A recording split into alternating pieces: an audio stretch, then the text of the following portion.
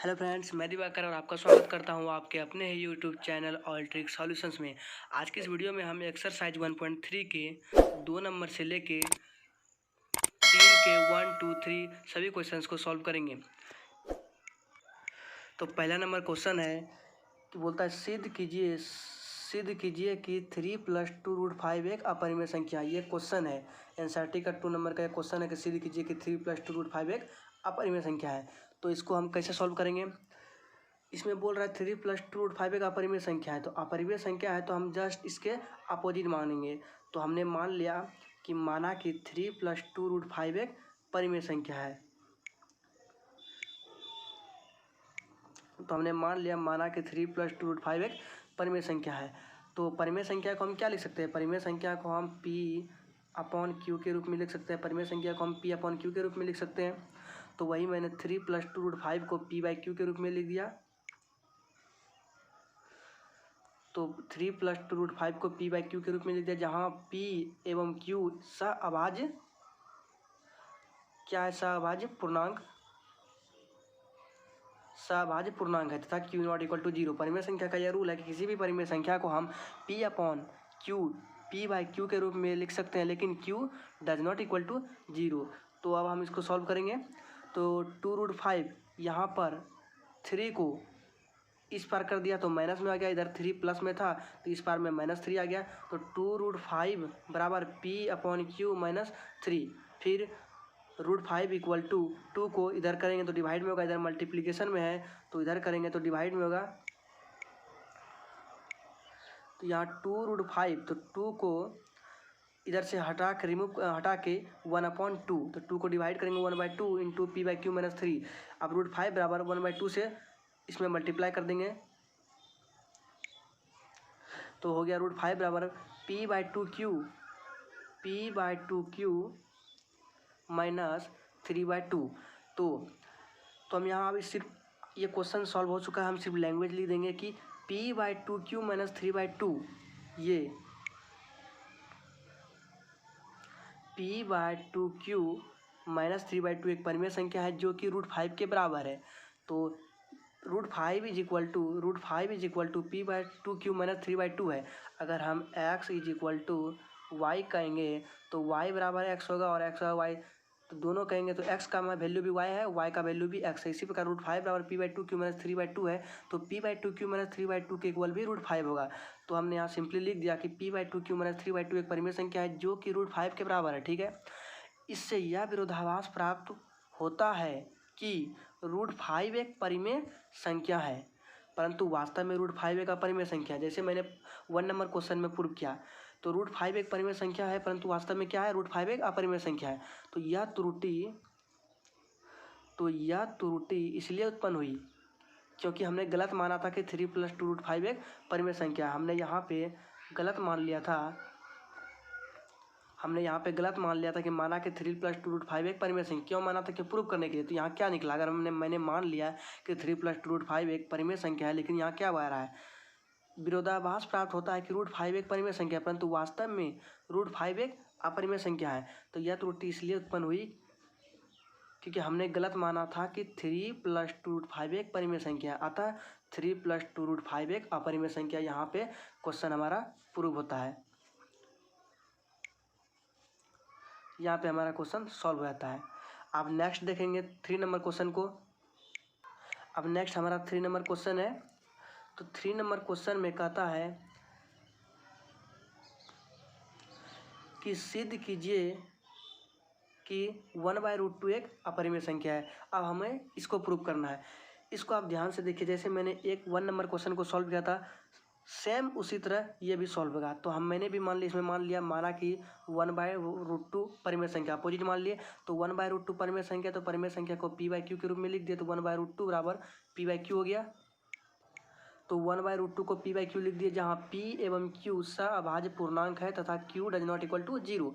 अब क्या करेंगे? जैसे मैंने 1 नंबर में √5 का दोनों वर्ग किया था, सेम उसी प्रकार दोनों ओर वर्ग करने पर तो 1/√2 का होल स्क्वायर करेंगे और P/Q का होल स्क्वायर करेंगे। तो 1/√2 का सॉल्व करेंगे तो क्या होगा? 1 का स्क्वायर करेंगे तो 1 हो जाएगा, और √2 का स्क्वायर करेगा तो जैसे कि √2 × √2, तो क्या हो जाएगा, √4 हो जाएगा। तो √4 का वर्गमूल 2 होता है। तो सिंपली यहाँ पे 1 का स्क्वायर 1 हो गया और √2 का स्क्वायर 2 हो गया। तो 1/2 बराबर पी का स्क्वायर पी स्क्वायर, क्यू का स्क्वायर क्यू स्क्वायर हो गया। अब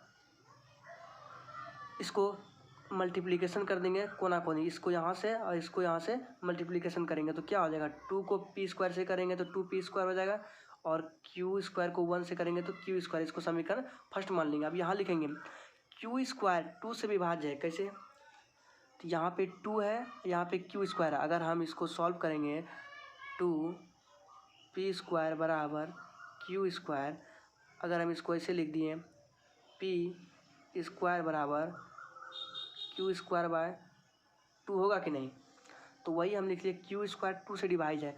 तो क्यू स्क्वायर 2 से भाज्य है कि नहीं, तो हम लिख दिए क्यू स्क्वायर 2 से विभाज्य है, इसलिए क्यू भी 2 से विभाज्य है। क्यों, परमेय 1.3 से। परमेय 1.3 क्या होता है आपको पता नहीं है तो मैंने वीडियो बनाया है उसके बारे में, मैं उसका लिंक नीचे डिस्क्रिप्शन में दे दूँगा, वहाँ से जाके देख सकते हैं आप। उसके अब नेक्स्ट चलेंगे। तो मैंने यहाँ से सिद्ध कर दिया कि क्यू भी 2 से विभाज्य है। अब हम पी को भी देखेंगे कि 2 से डिवाइड है कि नहीं। तो हम पुनः मान लिए, तो क्यू का काम खत्म होगा तो हम क्यू का ही मानेंगे। तो पुनः माना कि क्यू बराबर 2m, समीकरण फर्स्ट है, समीकरण फर्स्ट से लेंगे। समीकरण फर्स्ट में क्या है, 2p स्क्वायर और क्यू स्क्वायर। तो समीकरण फर्स्ट से 2p स्क्वायर बराबर क्यू स्क्वायर।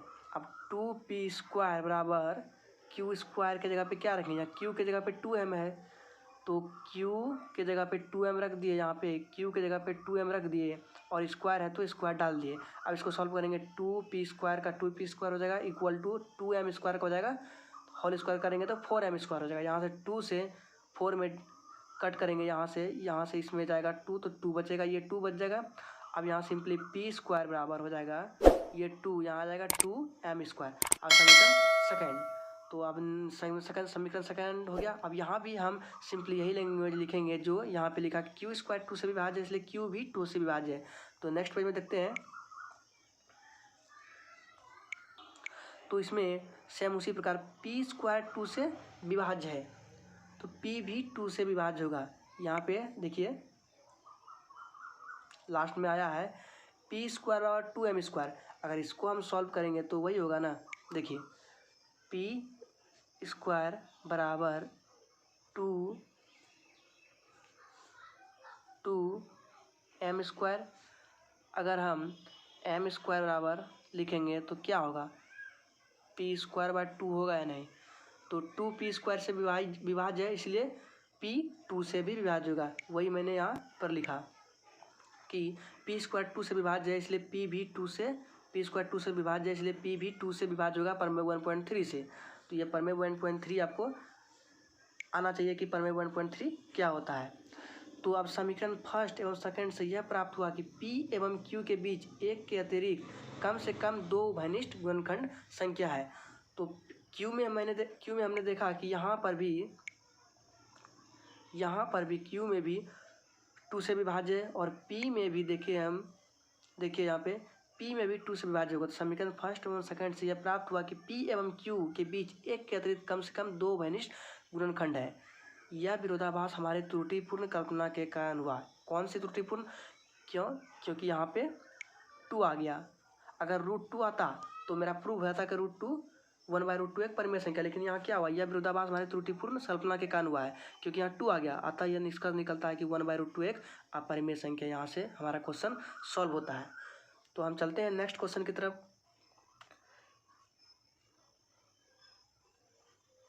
नेक्स्ट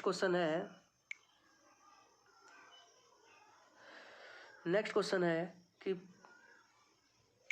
सिद्ध करें कि 7√5 एक अपरिमेय संख्या है।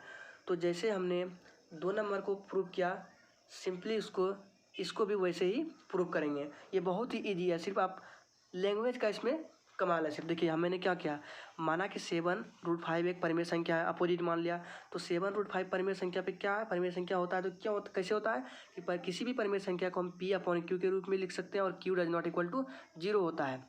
तो यहाँ से अब इसको सॉल्व करेंगे हम, तो 7√5 बराबर p/q। तो यहाँ पे 7 को इस पार कर दिया तो √5 बराबर क्या हो जाएगा, p/q 7q, तो ये 7 इधर आएगा तो 7 डिवाइड में चला गया तो q के साथ मल्टीप्लिकेशन हो गया। अब सिर्फ हमको यहाँ पे लैंग्वेज लिखना है और कुछ नहीं करना है, लैंग्वेज लिख देंगे बस, मेरा ये प्रूफ हो जाएगा।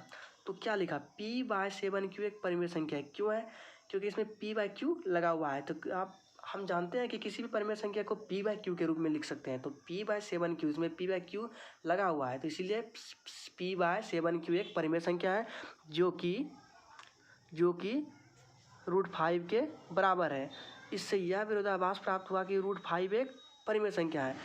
p/7q बराबर √5 के बराबर। अगर ये परिमेय संख्या होगा तो ऑटोमेटिकली ये भी परिमेय संख्या होगा, ये परिमेय संख्या होगा तो ये भी परिमेय संख्या होगा। तो इससे यह विरोधाभास प्राप्त हुआ कि √5 एक परिमेय संख्या है। लेकिन वास्तव में तो √5 एक अपरिमेय संख्या है। तो यह त्रुटि इसलिए उत्पन्न हुई क्योंकि हमने गलत माना था कि 7√5 एक परिमेय संख्या है। मैंने ऊपर में ही मान लिया था कि 7√5 एक परिमेय संख्या है, जो कि यहाँ से नहीं आ रहा है। तो यह त्रुटि इसलिए उत्पन्न हुई क्योंकि हमने गलत माना था कि 7√5 एक परिमेय संख्या था, 7√5 एक अपरिमेय संख्या है। अब हमारा नेक्स्ट क्वेश्चन है, इसमें 6 + √2 को दिखाना है कि यह अपरिमेय संख्या है या नहीं। तो इसको कैसे सॉल्व करेंगे, जैसे मैंने 3 का 2 को सॉल्व किया, सेम उसी प्रकार इसको सॉल्व करना है। तो इसमें भी माना कि 6 + √2 5 एक परिमेय संख्या है। तो 6 + √2 बराबर p/q लिख दिए, जहाँ p एवं q अभाज्य पूर्णांक है, q does not equal to 0।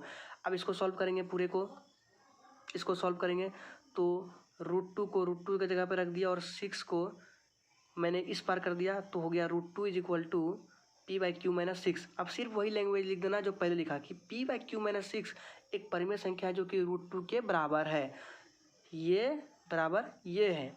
तो p/q - 6 एक परिमेय संख्या है जो कि √2 के बराबर है। इससे यह विरोधाभास प्राप्त होता है कि √2 एक परिमेय संख्या है। क्यों परिमेय संख्या, क्योंकि p/q - 6 एक परिमेय संख्या है। अगर ये परिमेय संख्या होगा तो ये भी परिमेय संख्या होगा। तो यही विरोधाभास प्राप्त हुआ कि √2 एक परिमेय संख्या, लेकिन वास्तव में √2 एक अपरिमेय संख्या है। यह त्रुटि इसलिए उत्पन्न हुई क्योंकि हमने गलत कल्पना किया था कि 6 √2 एक परिमेय संख्या आता है। इससे यह सिद्ध होता है कि 6 + √2 एक अपरिमेय संख्या है। तो जैसे मैंने पहले के क्वेश्चन को सॉल्व किया है, सिर्फ वही क्वेश्चन को सॉल्व कीजिए। आप इसको 2 बार 3 बार प्रैक्टिस कीजिए, ये क्वेश्चन आपको अच्छी तरह से समझ में आ जाएगा। आज की वीडियो के लिए इतना ही, और मैं जो भी क्वेश्चन कराऊंगा उसका PDF मैं टेलीग्राम लिंक पे सेंड कर दूंगा। आप मेरे टेलीग्राम लिंक से ज्वाइन हो जाइए, जिसका मैं लिंक नीचे डिस्क्रिप्शन में दे दिया हूँ, वहाँ से जाके आप ज्वाइन कर सकते हैं। मैं सारे वीडियो का PDF वहीं पे सेंड कर देता हूँ। तो आज के लिए इतना ही।